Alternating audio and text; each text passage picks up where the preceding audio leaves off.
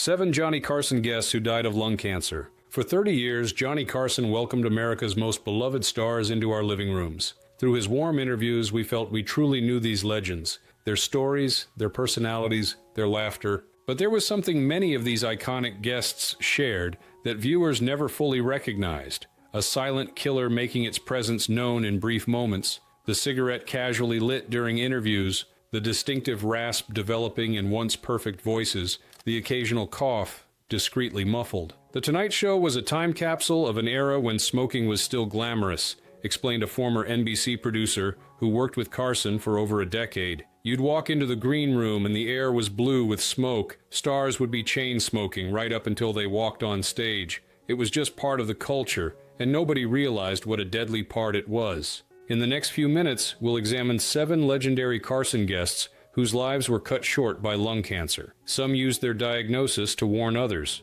Some kept their illness private. All left behind performances that continue to move us, and final Carson appearances that now carry a heartbreaking weight their audiences could never have imagined. But first, we need to understand how one of Hollywood's most commanding presences used his final public appearance to transform his own tragedy into a message that would save countless lives. In the whole play, because it represents something that Oscar described very well, and I think everybody should hear it.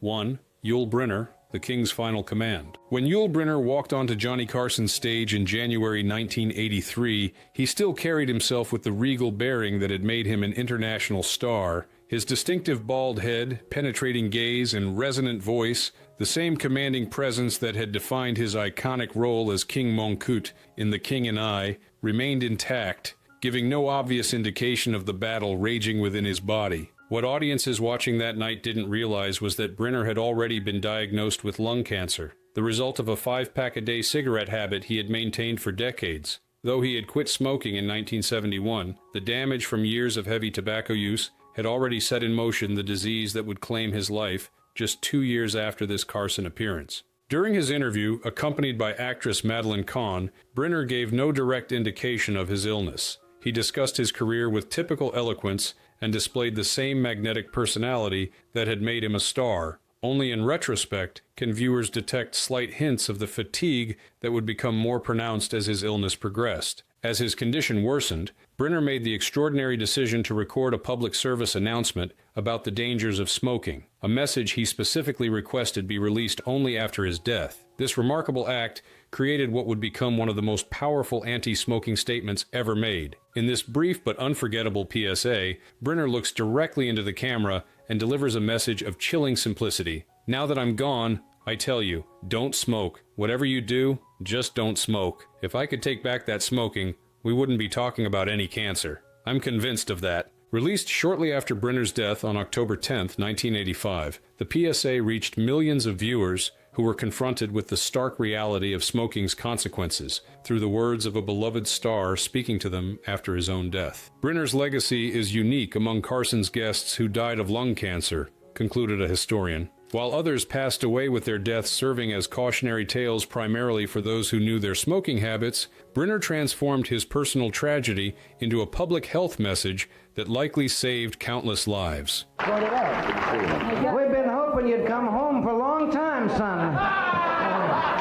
Had ads in the papers and everything. Have you been hurt in the war? What? What are you talking about? 2. Daisy Arnaz, Lucy's beloved Ricky. When Desi Arnaz appeared on The Tonight Show in 1976, he brought with him not just his considerable charm, but the weight of television history. As Ricky Ricardo on I Love Lucy, Arnaz had been half of the most successful television couple of all time, pioneering production techniques that would become industry standards. Arnaz wasn't just a performer, he was a visionary, explained a television historian. People remember him as Ricky Ricardo, but his contributions behind the camera were equally significant. He insisted on shooting on film rather than kinescope, invented the 3-camera setup that sitcoms still use today, and created the rerun by negotiating ownership rights that were revolutionary at the time. What made Arnaz's Tonight Show appearance particularly striking was his unapologetic enjoyment of the cigar he smoked throughout the interview, a habit that had been part of his public image for decades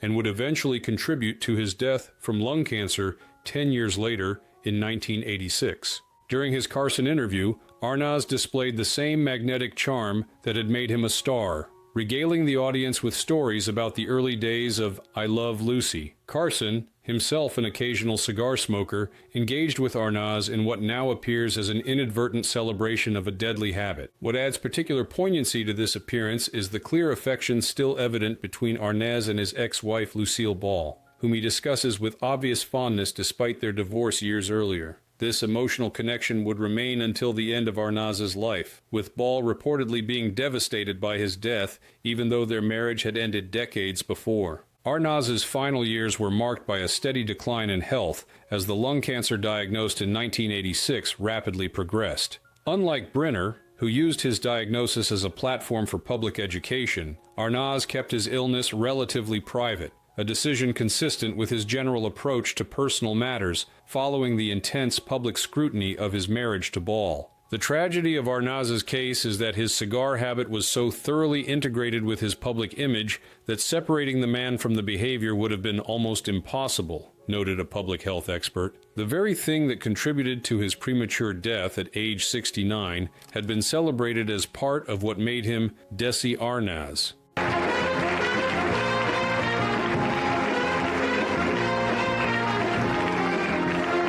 3. Andy Kaufman, comedy's enigmatic genius. When Andy Kaufman appeared on Johnny Carson's show throughout the late 1970s and early 1980s, he represented something entirely new in American comedy, a performer whose work deliberately blurred the lines between reality and performance. Kaufman wasn't a conventional comedian. He was more like a performance artist who used comedy as his medium, explained a cultural historian. His appearances on Carson were particularly fascinating because he was bringing this avant-garde sensibility to mainstream television. What made Kaufman's story particularly tragic was that, unlike many of Carson's guests who died from lung cancer, he was known for his health-conscious lifestyle. A dedicated vegetarian who practiced transcendental meditation and avoided recreational drugs, Kaufman seemed an unlikely candidate for the disease that would claim his life at the shockingly young age of 35. Kaufman's case highlights an important reality that often gets overlooked in discussions about lung cancer, noted a medical expert. While smoking is the leading cause and dramatically increases risk, approximately 10 to 20% of lung cancer cases occur in people who have never smoked. Kaufman developed a rare form called large cell carcinoma,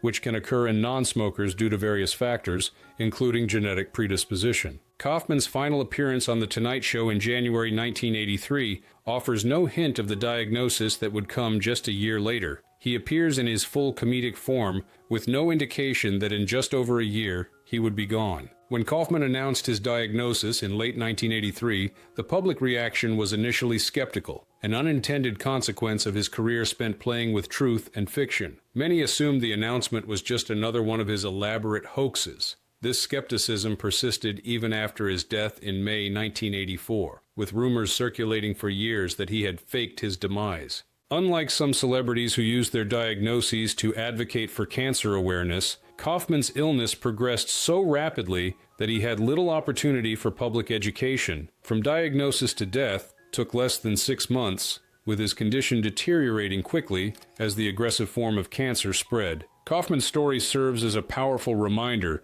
that while smoking dramatically increases lung cancer risk, anyone with lungs can get lung cancer, emphasized the public health expert. His case helps combat the stigma often associated with the disease, the assumption that all lung cancer patients somehow brought it on themselves through smoking. Good evening! Do you get that all the time, like that's all you've ever done in motion pictures, which it's not? I know, no. But I was so jealous that you... 4. Vincent Price, master of the macabre. When Vincent Price settled into Johnny Carson's guest chair, viewers witnessed a fascinating contradiction. The man known for terrifying audiences revealed himself to be cultured, charming, and disarmingly funny. His distinctive voice, aristocratic bearing, and encyclopedic knowledge of art and cuisine made him one of Carson's most engaging guests. What viewers couldn't see during these engaging interviews was the toll that decades of smoking had begun to take on Price's health. Though he maintained his dignified appearance and unmistakable voice well into his senior years, the habit would eventually contribute to the lung cancer that claimed his life in 1993 at the age of 82. Price came from a generation where smoking wasn't just accepted, but actively associated with sophistication, noted a cultural analyst. In many of his films from the 1940s and 1950s,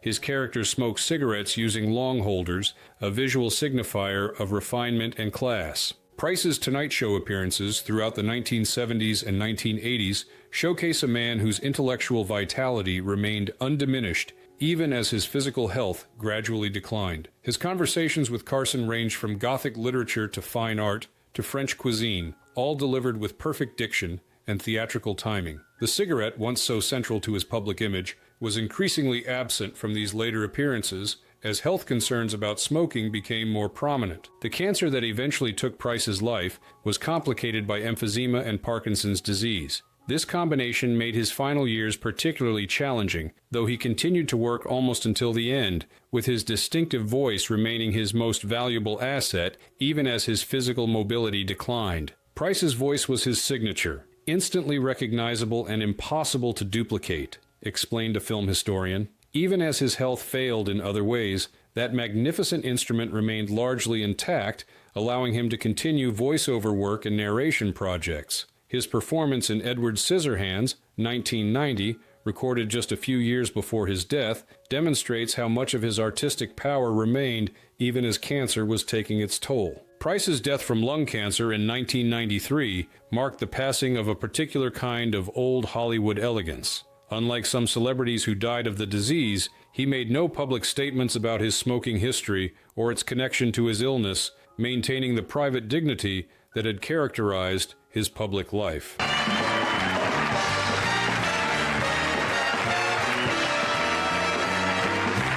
5. Dean Martin, the King of Cool's final act. Dean Martin's appearances on The Tonight Show offered viewers a front-row seat to what appeared to be effortless cool. With his sleepy eyes, casual demeanor, and perpetual tumbler, Martin personified a particular kind of mid-century masculine nonchalance. Martin wasn't just a performer, he was a lifestyle, explained a cultural historian. The drink, the cigarette, the tuxedo worn slightly unbuttoned, these weren't just props, but essential components of his public persona. This carefully constructed image extended to Martin's relationship with cigarettes, which were as much a part of his on-screen persona as his seemingly perpetual slight intoxication. The cigarette dangling from his fingers reinforced his devil-may-care image, an ironic counterpoint to the lung cancer that would eventually contribute to his death in 1995 at age 78. What many viewers didn't realize was that Martin's relationship with substances was more complex than his public image suggested. While he cultivated the impression of constant inebriation,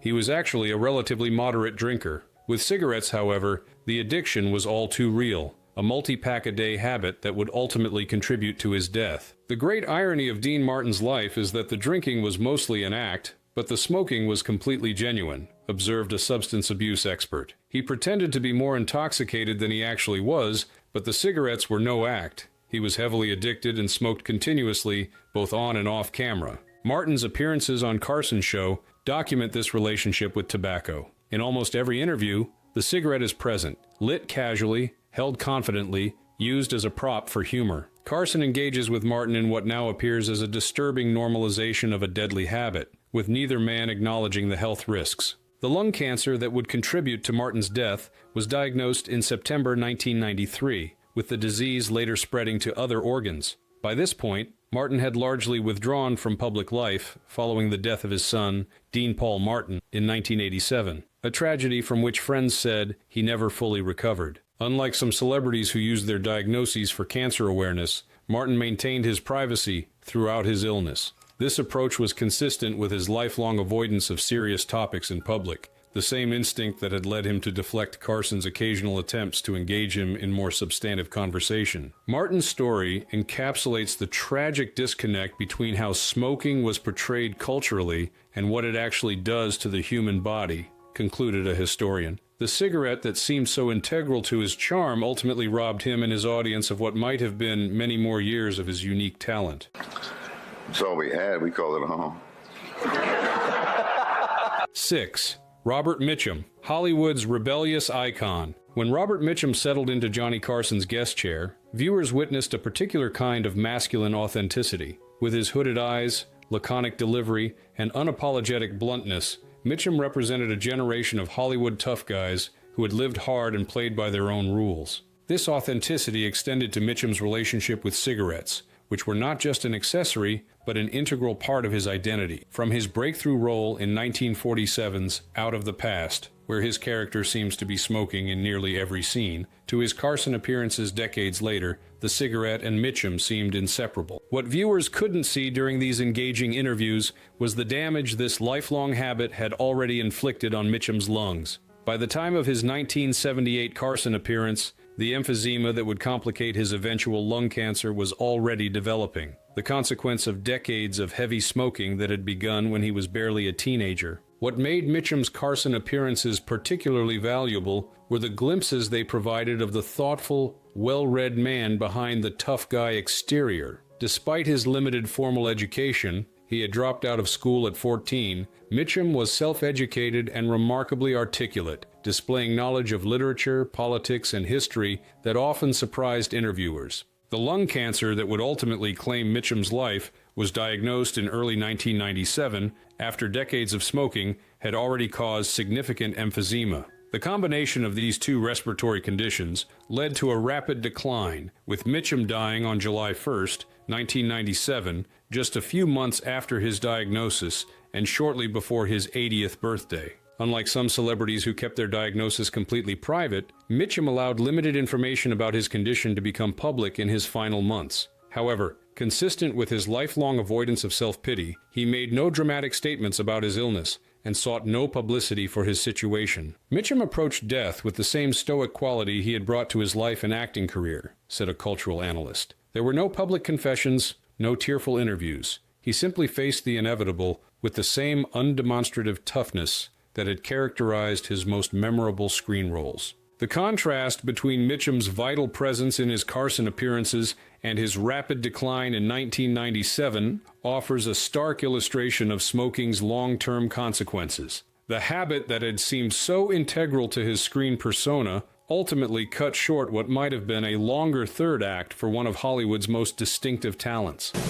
Could anything that the Stooges do in their films hurt a child and cause them to do things that normally they wouldn't? 7. Moe Howard, The Stooges' Final Bow. When Moe Howard appeared on The Tonight Show in the early 1970s, audiences witnessed a living connection to the earliest days of American comedy. As the leader of the Three Stooges, Howard had been making people laugh since vaudeville through short subjects, feature films, and finally television, where reruns had created a whole new generation of fans. Howard's Tonight Show appearances came during a surprising late-career renaissance, explained a comedy historian. The Three Stooges had been largely forgotten by mainstream entertainment after their Columbia shorts stopped being produced in 1959. But when those same shorts began airing on television in the late 1960s, they found an enthusiastic new audience of children, creating Stooge Mania and briefly bringing Moe back into the spotlight before his death. What made these appearances particularly poignant was that Howard was the last surviving member of the original trio. Appearing alone on Carson's couch, he represented not just himself, but an entire vanished era of American comedy. What viewers couldn't see during these charming interviews was the damage that decades of smoking had inflicted on Howard's lungs. Like many men of his generation, Howard had been a heavy smoker for most of his adult life, a habit that would eventually lead to the lung cancer that claimed his life in May 1975 at the age of 77. What makes Howard's case interesting is how completely his smoking habit was separated from his public image. Unlike some celebrities whose cigarettes became part of their on-screen persona, the Stooges' family-friendly slapstick comedy rarely incorporated smoking. This separation meant that many fans, particularly the children who dominated the Stooges' revival audience, had no idea their hero had a habit that was slowly killing him. Howard's final Tonight Show appearance in late 1974 offers no obvious indication of the illness that would claim his life just months later. He appears reasonably vibrant for a man in his mid-70s, enthusiastically discussing the Stooges' unexpected revival and sharing stories from his remarkable six-decade career. Howard kept his illness largely private, consistent with his generation's approach to health matters, noted a medical expert. Unlike today, when celebrities often document their cancer journeys performers of Howard's era typically viewed illness as something to be handled privately. When Howard died on May 4th, 1975, many of his youngest fans had no context for understanding that their comedy hero had died from a disease directly linked to smoking. Media coverage of his death typically mentioned lung cancer without emphasizing the tobacco connection, reflecting the still evolving public discourse around smoking's health consequences. What makes Howard's Carson appearances particularly valuable now is how they capture a performer near the end of a remarkably long career, reflecting on his legacy with a mixture of pride and bemusement. From his start in riverboat shows as a teenager to his unexpected late-life revival through television reruns,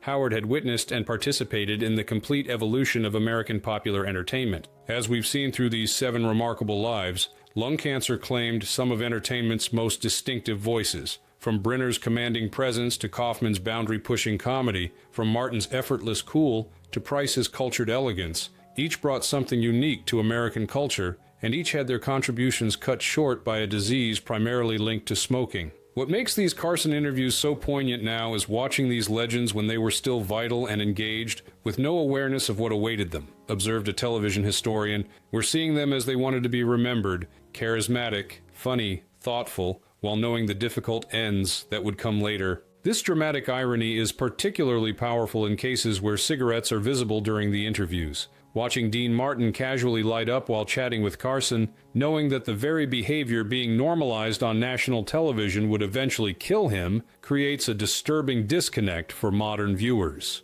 Carson's show inadvertently documented not just these individual celebrities, but America's evolving relationship with smoking, noted a cultural analyst. In earlier interviews from the 1960s, smoking on air was commonplace. By the 1980s, it becomes increasingly rare as public awareness grew. The show essentially captures America's transition from a society where smoking was normalized to one where it was increasingly recognized as deadly. What makes these cases especially significant is how they demonstrate that talent, wealth, and access to the best medical care couldn't overcome the fundamental biological reality of tobacco's effects. These weren't ordinary Americans but cultural icons with every possible advantage, and yet smoking leveled the playing field. Perhaps most significant is how these 7 lives illustrate different approaches to facing a terminal diagnosis. Brenner chose to transform his tragedy into a public warning. Kaufman's illness progressed so rapidly he had little chance to process it publicly. Martin maintained his privacy, consistent with his lifelong aversion to serious topics.